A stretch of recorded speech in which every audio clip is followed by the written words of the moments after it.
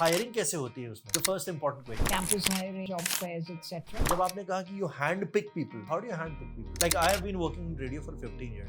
Can I be a part of UN in some way? Depends if we kind of need you. You were heading that project, right? I was the HR head in India for that particular. So you hired Amitabh Bachchan. Your all datas are absolutely perfect. No questions on that or on any of the data. Can challenge anybody on the data. What we do is we give the data to the government. Do they agree to those data? So you have worked with many countries. Which one was the toughest one? मेरे साथ इस वक्त इंदु आलूवालिया जी हैं। वैसे तो पंजाबी हुई हैं, लेकिन अच्छी बात यह है कि इनसे बात करने का मैंने चुनाव इस वजह से करा क्योंकि यूएन में काम कर चुकी हैं। अब यूएन में काम कर चुकी हैं, यूएन में अभी कार्यरत हैं और वहां पर कुछ ऐसा काम कर रही है जो बहुत यूनिक है। हम 2007 से कार्यरत थे। 2007 से काम कर रही हैं, ऑल राइट। तो इतने साल में इतना सारा काम कर रखा है आपने। I still want to understand कि working you are the HR, let me tell you guys, she is the HR. बात करते करते बात खुलेगी। तो you are the HR, hiring कैसे होती है उसमें? The first important question. हमारा वहाँ पर सिलेक्शन हुआ था, so it was completely out of the blue. Through competitive process, though I was headhunted, but I still had to go through the competitive process. So it's a mixture of this. We go through either, आजकल हम लोग कैसे करते हैं? We do a lot of outreach programs, campus hiring, headhunting, job fairs, etc. We also do, in particular, कई बारी हम लोग जाते हैं, go to various countries. वहाँ से we handpick people. So there are various programs under the outreach program that we do. There are projects, there are people whom you hire. And I also want to understand कि जब आपने कहा कि you hand pick people, how do you hand pick people? Like I have been working in radio for 15 years almost. So can I be a part of UN in some way? Will you handpick me somewhere? Depends if we kind of need you. We have handpicked, people who are working with the media in certain countries. I did this recently in Afghanistan itself because there was a dearth of local expertise in videography and stuff. So we wanted to make a picture of what is happening and how are we working, etc. So we handpicked somebody from Europe, for the video. And what's the criteria of handpicking people? Basically, somebody who's been associated with one of the communications person wherever globally. Okay. So we just send out, some feeler to our experts to say that, yeah, we need somebody to be doing XYZ. And then they send us references, word of mouth. And then we kind of look at the CVs, and in case we feel that this could be a possible good option, तब फिर हम जाके उनसे बातें करते हैं, थोड़ा सा get to know types situation, and then we kind of invite the person in. So UN is all about communications and communicating in the right direction. Not really. Okay. There are some organizations who are technically very savvy and some very good in communication. For example, I'll tell you, for the polio eradication program, we had a team where UNICEF would be extremely good with their communication strategy.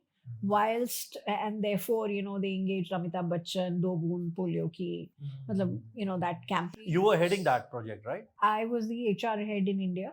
Okay. For that particular polio. So you hired Amitabh Bachchan? I did not, because I was on WHO side, which is a technical expertise body.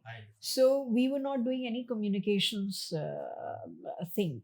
UNICEF was the partner in that.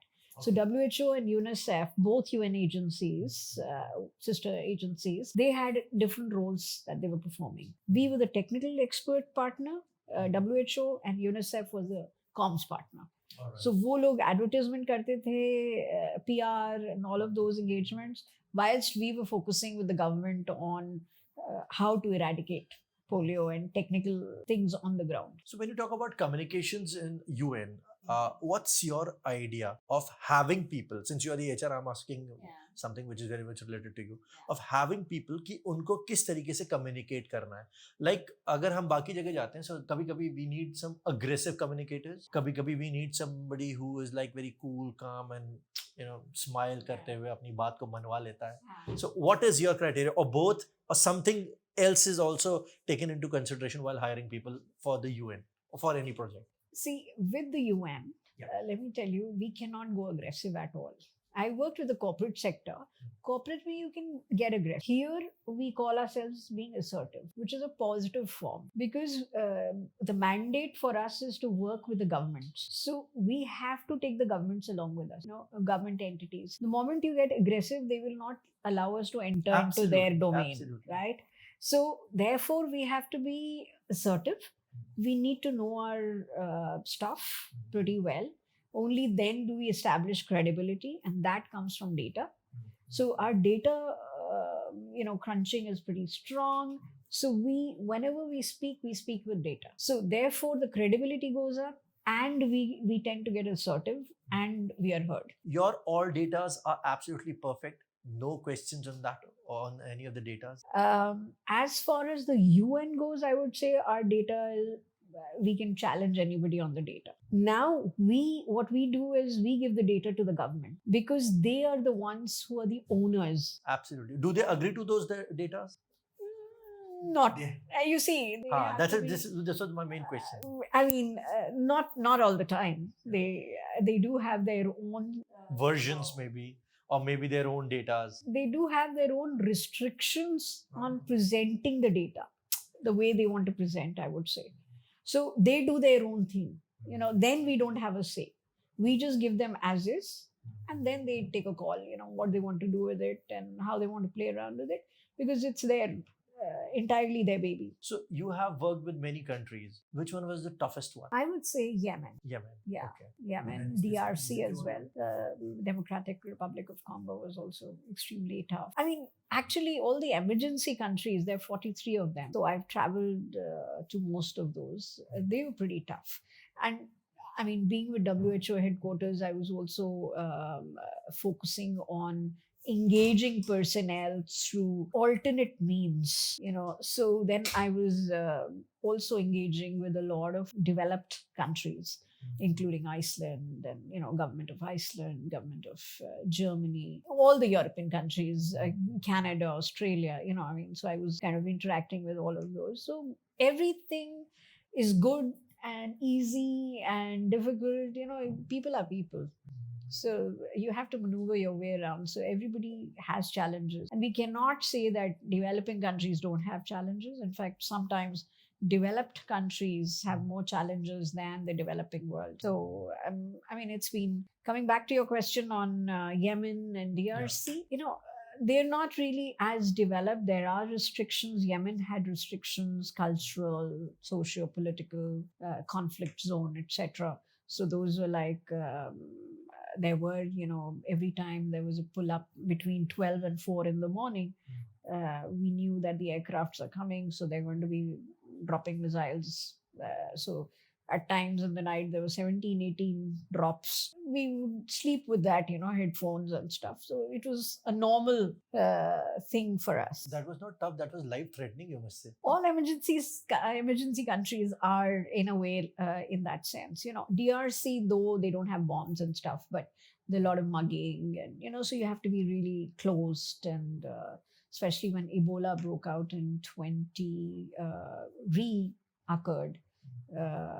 First it came in 2014, 15, end of 14, early 15, and then it reoccurred in 2017. So what happened was we were all kind of made to sleep on the floor. There were open, no toilets, no...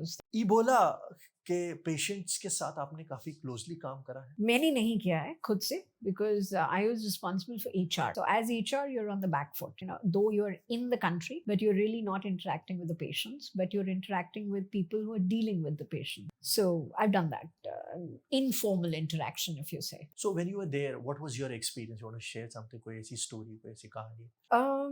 रोज कहानियां तो रोज ही होती थी कि जैसे Ebola patient ठीक हो गया supposedly, हमने बोला ठीक है, और पता चला बाद में उसने दवाइयाँ नहीं ली या whatever medication, even though it was a close thing, and discharge होने वाला है और सडनली वो खड़े खड़े बाथरूम में शावर में गिर गया. So those were things where our staff had to deal with those things. Then it starts telling on the staff's mental health.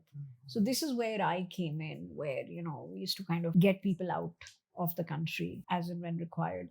There was one particular episode where one person completely broke down, had a mental issue, so usko evacuate करना पड़ा वहाँ से. So much so इतना ज़्यादा breakdown था तो वो flight पे चढ़ने को तैयार नहीं था. तो फिर उसकी वाइफ को बुलाया गया, फिर वाइफ ने कंट्रोल वगैरह करके फिर डॉक्टर्स को बुलाया, मेडिकल हेल्प ली, फिर उसको he wasn't even willing to step onto the aircraft. So it starts telling on the mental health of the staff as well, because they are human beings after all.